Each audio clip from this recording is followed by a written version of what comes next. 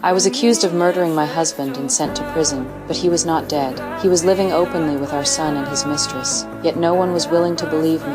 Every single day I forced myself to train, surviving 6 long years behind bars, until I finally earned parole. I was sent to a parole apartment, where everyone was under the strict control of a parole officer. The rules there were absolute. Any violation meant being sent straight back to prison. But none of that killed my desire for revenge. I went to the school to gather information, but the principal refused to reveal anything. I waited until night fell, broke into the principal's office and successfully found the records. At that moment, 2 police officers spotted me. I ran with everything I had, but in the end they caught me. The parole officer decided to send me back to prison. The car drove onto a ferry. He handcuffed me to the door handle and went alone to the lounge. I seized the chance and started the car, trying to smash the handle loose. Just as I was about to succeed, the parole officer discovered me. He rushed over immediately. I floored the gas and dragged him with me straight into the ocean. He had no choice but to unlock my handcuffs. I grabbed his gun and escaped in an instant. After shaking him off, I went to a car dealership pretending to buy a vehicle.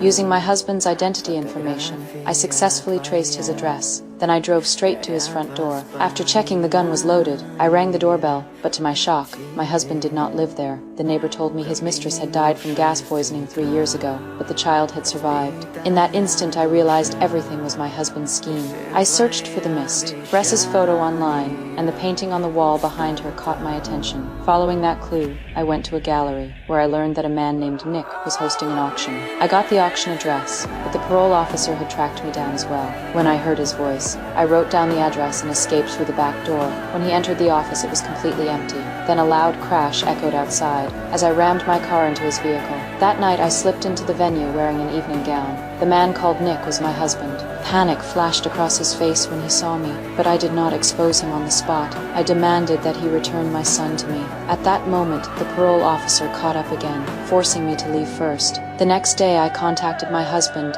and told him to meet me at the cemetery with our son. But just as I walked toward my child, something went terribly wrong. Maddie, it's Mommy.